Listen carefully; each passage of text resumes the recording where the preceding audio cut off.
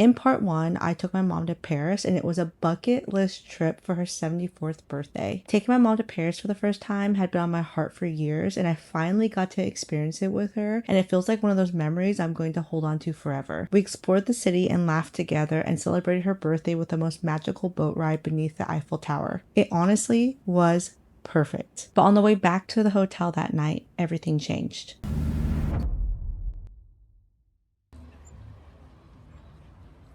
We'll do a little video of you though.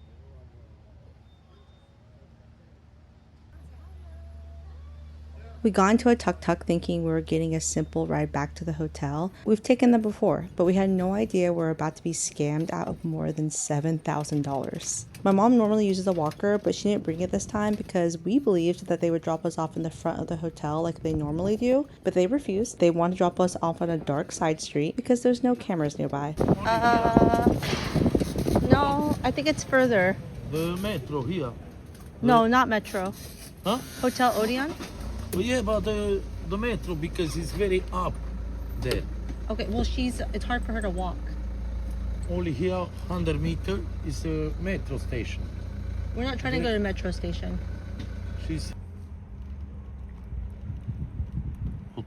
So while I was distracted trying to help my mom safely climb out of the tuk-tuk, one of the men refused to take my 10 euros in cash I offered. He told me they could not accept it. He insisted I had to use my card. Red flag. I believe I was approving a charge for 10 euros, but I couldn't clearly see the amount on the machine, and everything was happening so quickly while I was trying to take care of my mom. As we started walking away, my mom told me she had a really bad feeling. And she was right. When we got back to the hotel, I checked the charge. They didn't take 10 euros. They charged my card for more than $7,000. I immediately told the hotel and called the police. I stayed awake for hours on my mom's birthday waiting for someone to arrive, but no one ever came. So the next morning, exhausted and still trying to understand what had happened, my mom and I went to the police station ourselves. And that is where part 2 of our Paris story begins.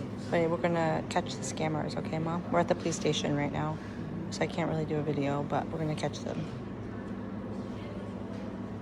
I wanted to share something that's become part of my travel routine whenever I travel internationally. There's one thing that's super easy to forget when you're traveling is just how often you're connecting to public Wi-Fi. Between hotels, cafes, airports, and everywhere in between, I'm constantly using my phone to check directions, answer emails, log into my personal accounts, and keep up with everything back at home. So before this trip even started, I made sure I had Surfshark set up on both my phone and my laptop. Surfshark is a VPN that helps protect your privacy online, which is especially nice when you're traveling and connected to public Wi-Fi. I like knowing I have an extra layer of privacy while I'm online, especially when I'm using public Wi-Fi. It gives me a little bit more peace of mind so I can focus on enjoying the trip instead of worrying about my personal information. Another thing I love is that one Surfshark account works across all my devices, and since it works in over 100 countries, it's something I can keep using whenever I travel. So if you travel, or honestly, if you just want a little bit more privacy online, you can scan the QR code on your screen or go to surfshark.com/AnsVan and use code AnsVan at checkout to get 4 extra months of Surfshark. And thanks to Surfshark for sponsoring today's video.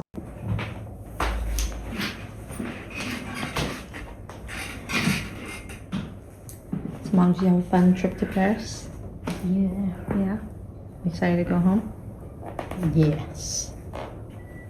When the tuk-tuk driver stole money from us, and it was a lot of money, it was such a terrible ending to a beautiful night. And I'm not going to pretend it wasn't stressful. There were phone calls, police reports, and a lot of emotions to work through. But we also made a decision that it wasn't going to become the story of our entire trip. What happened to us was awful, but Paris was beautiful, and no one could take away memories that we made. We still had a little bit more left of the trip. We had a long layover in New York on the way home, and since my mom had never been there before, I decided we weren't going to spend all those hours sitting inside an airport. If we were already this close, we might as well check one more thing off her bucket list. After everything that happened the night before, seeing my mom experience the Statue of Liberty for the first time felt like exactly what we needed. It would have been so easy to let the stress follow us, to keep replaying what happened, worrying about money, and allowing those guys to ruin the rest of our time together. And believe me, there were moments when when I felt that happening. But sometimes you just have to make a choice not to give one terrible experience more of your life than it already is taken. We couldn't change what happened, but we could decide what happened next. So we saw the Statue of Liberty, had lunch in Central Park, and gave my mom her very first little taste of New York City. It wasn't originally part of the plan, but it became one of those unexpected memories that made the entire journey even more special. By the time we finally started heading home, I think we were both ready. This trip gave my mom and I something I'll always be grateful for. We had time together without all the distractions of everyday life. We explored, we laughed, got overwhelmed, took care of each other, and made memories in two cities she had never experienced before. It wasn't a perfect trip. There were stressful moments, unexpected turns, and one experience I wish had never happened. But I don't want the worst moment to overshadow everything that was beautiful about it. Because when I think back on this journey, I don't want to remember only the money that was taken from us. I want to remember my mom seeing Paris for the first time, and I want to remember celebrating her birthday beneath the Eiffel Tower. I want to remember her seeing the Statue of Liberty and the two of us having lunch in Central Park. Those are the parts that belong to us, and they cannot be taken away.